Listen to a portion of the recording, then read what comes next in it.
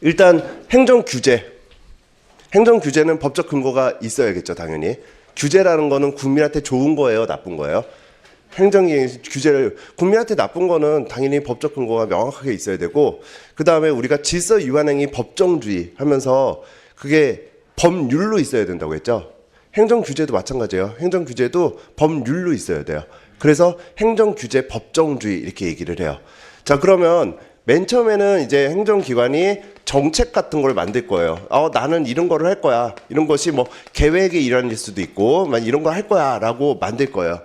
근데 만드는데 이거의 내용이 규제일지 아닐지는 행정기관이 스스로 뭐 이렇게 정책을 만드는 사람이 알 수는 없고, 그래서 각 기관마다 자체적으로 이거는 규제에 해당돼, 규제에 해당되지 않아를 구분하는 그런 위원회를 자체적으로 두고 있어요. 그거를 자체규제심사위원회다 뭐 이렇게 얘기를 해요. 자체규제심사위원회는 앞으로 우리가 쭉 함에 있어서 한 2번 정도 더 지금 하고 한 번 더 나올 거고, 거의 나올 일은 없긴 하지만, 그러니까 그냥 어떤 실체가 있는 게 실체는 있지만은 어떤 기관으로 우리가 뭐 정부 조직법이나 이렇게 규정된 것이 아니라 그냥 자체적으로 규제 인지를 심사하는 위원회다. 뭐 이 정도로 생각을 하시면 되죠. 자, 그래서 요거를 만들었는데 이게 규제에 해당된다면, 그럼 어떻게 해야 돼요? 제가 조금 전에 행정규제는 뭐에 근거를 둬야 된다고 했죠? 법률에 근거를 둬야 된다고 했고, 그러면 그거를 행정규제 법정주의라고 했어요. 그러니까 규제에 해당된다면 이제 법률을 만들겠죠. 그죠?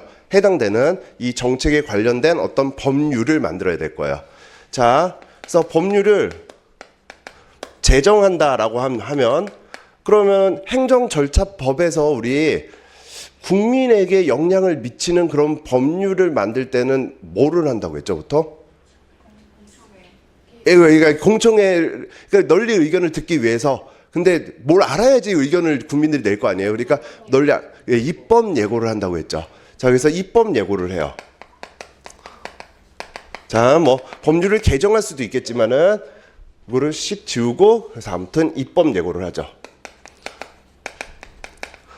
근데 지금 여러분들 잘 말했잖아요. 입법 예고를 하는 가장 중요한 이유는 국민들이 이런 법률이 좋습니다, 나쁩니다, 의견을 제출하기 위해서고, 이렇게 널리 의견을 청취하는 수단이 대표적인 게 공청회, 온라인 공청회 이런 거니까 아무튼 의견을 수렴하겠죠.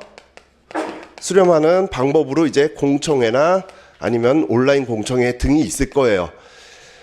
근데 우리 맨날 법 보지만 어떤 새로운 법이 하나 툭 하고 튀어나왔을 때 그걸 갖고 의견을 낼 수 있는 사람이 이게 도대체 뭔데, 이게 우리에게 어떤 영향을 미치는데, 이런 거에 대한 설명이 없으면 그러면 의견을 잘 내기가 좀 힘들지 않을까요?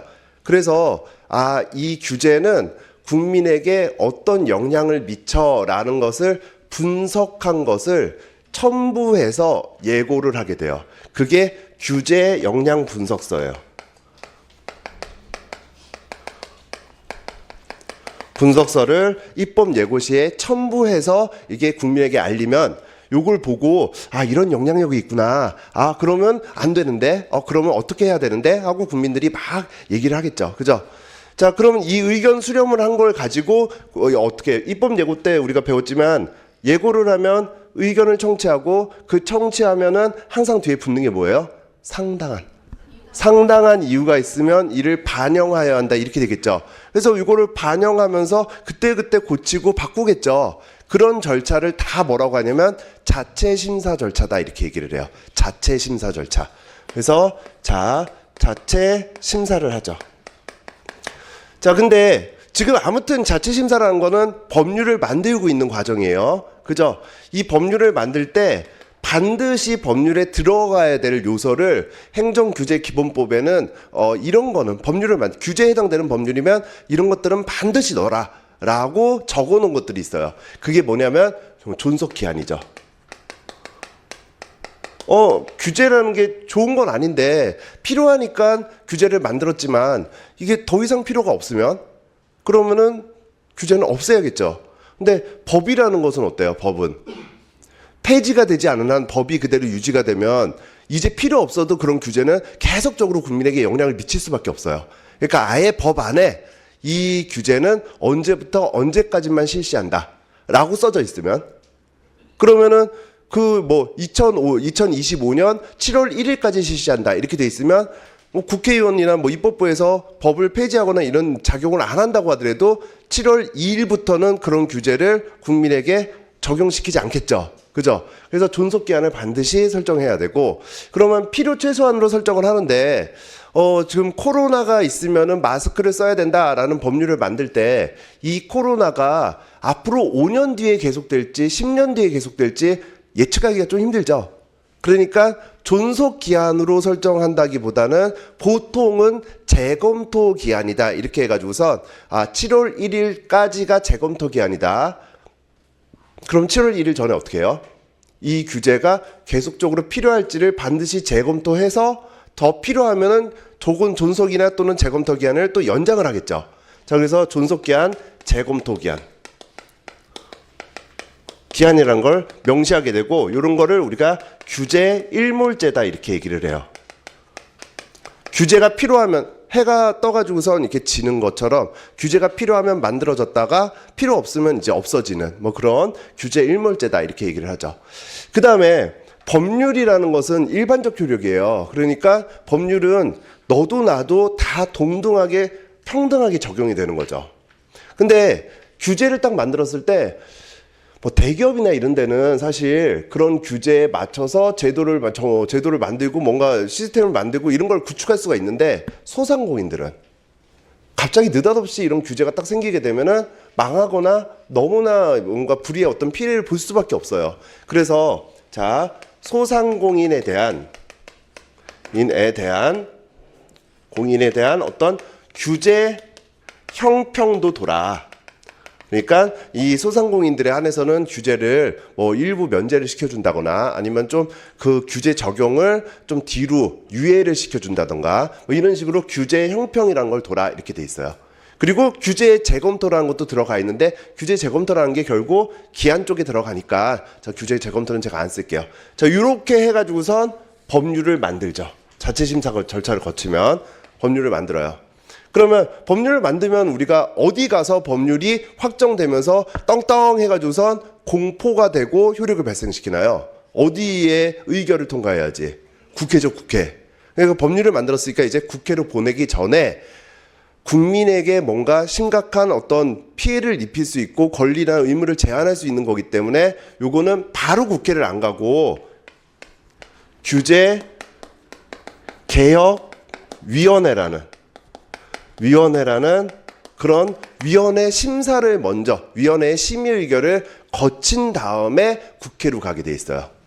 자, 그러면 행정규제기본법은, 우리가 질서위반행위 규제법은 보통 주체가 뭐라고 했죠? 시작이 행정청 이렇게 했죠. 그 다음에 행정절차법도 행정청 이랬어요.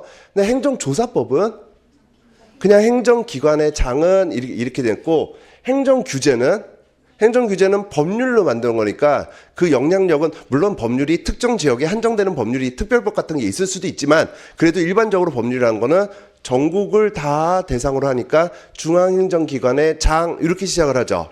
근데 중앙행정기관의 장이라고 해도 여러분들 정부조직법을 보면 진짜 많아요.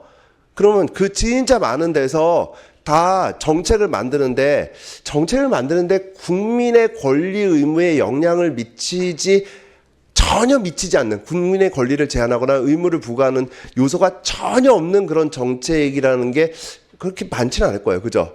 그러면 애지간한 정책들은 대부분 다 규제에 해당될 테고, 그러면 그게 규제에 해당되니까 수많은 법률이 나올 테고, 그 수많은 법률이 나올 때마다 위원회에다가 심사를 요청할 테고, 그럼 위원회는 일을 못해요.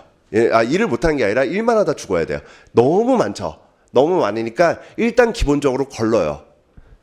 야, 이런 건 규제는 진짜 당연히 필요한 거야. 이런 규제는 뭐 그렇게 크게 뭐 이렇게 많은 사람에게 영향을 미치는 것도 아니고 뭐 이렇게 하여튼 그렇게까지 중요한 규제는 아니야. 뭐 이런 거를 거르는 예비 심사라는 거.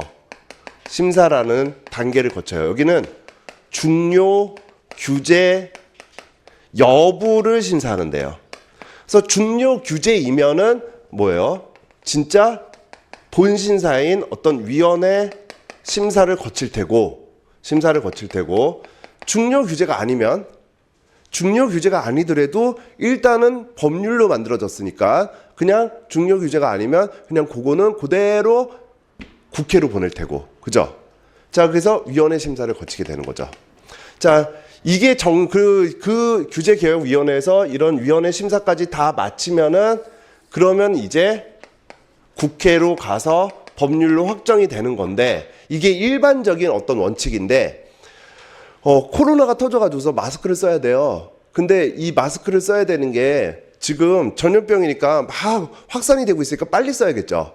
빨리 써야 되는데, 자, 입법 예고 며칠이에요? 행정조차법에서 배웠지만 이거는 자치법규가 아니니까 법률로 만들었으면 40일. 그 다음에 이래저래 의견 수렴하고 입법 예고하기 전에 규제 영향 분석서 만들고 그래가지고서 뭐 의견해가지고 반영해가지고 뭐 어쩌고저쩌고 하고, 그리고 난 다음에 의뢰에 넘어가서 예비 심사가 10일이에요. 10일 이내로 심사한다. 물론 뭐 하루 만에 심사할 수도 있지만 아무튼 10일이에요. 그리고 난 다음에 위원회 심사도 45일, 15일이에요. 그러니까 45일 내에 심사를 하고 부득이한 경우 15일 연장할 수 있다 이렇게 돼 있는데, 그럼 최대 60일이에요. 그럼 벌써 몇 달 지났어요? 코로나 전국 다 걸렸죠. 그죠? 그러니까 이런 경우에는 긴급한 규제의 경우에는 별도의 절차를 둘 필요가 있어요. 그래서 긴급한 규제는, 자, 지금 여기까지의 절차, 이거를 생략을 하고 바로 위원회에다가 심사를 요청하는, 그래서 바로 위원회 심사를 바로 요청하는 그런 긴급 규제에 관한 어떤 절차가 별도로 규정되어 있긴 하죠. 그러면 위원회 심사 요청이 들어오면 위원회에서는 앞에 거 그냥 싹 다 생략하고 바로 들어왔으니까 일단 뭐부터 먼저 봐야 되냐면, 얘가 이건 정말 긴급해요 라고 서류를 써가지고서 보낼 거 아니에요. 신청서를 써가지고 보낼 테니까 그걸 보고, 아, 진짜 긴급한지 긴급하지 않은지 이거에 대한 판단부터 먼저 해야 돼요. 그래서 정말 긴급한 규제다라고 한다면, 그렇다고 하면 위원회가 60일인데 60일 다 거쳐가지고서 심사할 수는 없고 단축해서 20일 이내 심사를 하는 거죠. 근데 긴급한 규제가 아니라면, 그러면은 야, 생략한 거 안 되는 건 긴급한 규제 아니니까 처음부터 절차 밟아서 그대로 와서 심사 요청을 해라 라고 돌려보내겠죠. 자, 그래서 긴급한 규제가 인정되면 빨리 심사를 마치고 그리고 난 다음에 국회에다가 통지를 하겠죠. 통보를 보내겠죠. 그러면 위원회에서는 그 법을 만든, 그 정책을 만든 그 중앙행정기관에다가 알려요. 아, 긴급성이 인정돼서 내가 이렇게 심사를 해야 긴급성이 인정됩니다 라고, 그래서 이렇게 심사해서 이렇게 보냅니다, 뭐 이런 거를 통지를 받으면, 통지 받은 날로부터 60일 이내에 다 생략했지만 적어도 아, 이 규제는 어떤 영향력이 있습니다라는 규제 영향 분석서는 미리 만드는 건 아니지만 이렇게 심사를 요청하고 그 뒤에 분석서는, 규제 영향 분석서는 반드시 제출을 해야 돼요. 생략을 했지만. 자, 그리고 여기까지가 뭐냐면 규제의 신설 강화 절차예요. 신설 강화 절차. 신설 절차는 이해가 되죠? 난 이런 규제를 만들 거야. 강화 절차는 뭘까요? 강화 절차는 대표적인 강화 절차가 뭐냐면 존속 기한을 연장한다, 재검토 기한을 연장한다. 이게 강화 절차예요. 근데 지금 규제라는 건 계속 법에 있다고 했어요. 법률에. 그리고 존속 기한이나 재검토 기한도 법률에 규정해야 된다고 했어요. 법률에. 그러면 존속 기한을 연장한다, 재검토 기한을 연장한다라는 건 결국 뭐가 바뀐다는 얘기예요? 법률이 바뀐다는 얘기예요. 법률이. 그럼 법률이 바뀌는 거니까 법을 새로 만들겠죠. 그러니까 그거 역시 어떻게 돼요? 존속 기한을 연장한다, 재검토 기한을 연장한다, 이런 규제의 강화 절차도 결국 여기서부터 다시 시작을 해야 돼요. 그래서 신설 절차나 강화 절차는 동일하게 가요. 동일하게. 자, 그 부분을 우리가 이제 배우게 될 거예요.